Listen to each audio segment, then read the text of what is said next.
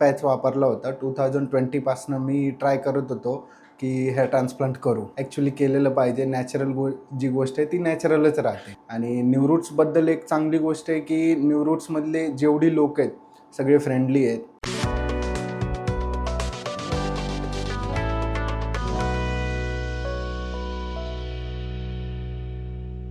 मला न्यूरूट्सबद्दल bye Instagram through कळालं. तर Instagramवरती माझे एक कलीग आहेत, माझे खूप सीनियर मित्र आहेत.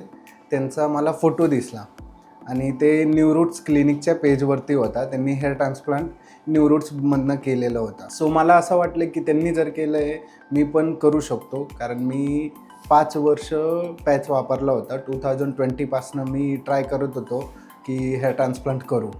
सो मग मी ठरवलं, की हेअर ट्रान्सप्लांट आता ॲक्चुअली केलेलं पाहिजे. नॅचरल जी गोष्ट आहे ती नॅचरलच राहते. मग मी न्यूरूट्सबद्दल तिथनं कॉन्टॅक्ट काढला. 1 वीक आधी मला अपॉइंटमेंट भेटली होती. मग मी न्यूरूट्समध्ये आलो. मग न्यूरूट्समध्ये डॉक्टर निलेश सर आहेत, त्यांना भेटलो. मग आम्ही फायनल डिसिजन घेतला, की हेअर ट्रान्सप्लांट करू. मग आज मी आलो ॲक्च्युली इथं न्यूरूट्समध्ये. आणि न्यूरूट्सबद्दल एक चांगली गोष्ट आहे, की न्यूरूट्समधले जेवढी लोक आहेत, सगळे फ्रेंडली आहेत.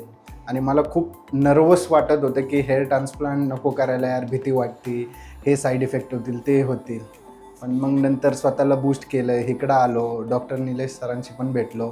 त्यांचं ॲम्बियन्स आणि इथल्या लोकांचा जे काय स्पेस आहे, ते एवढं भारी वाटलं, की कॉन्फिडन्स बूस्ट झाला.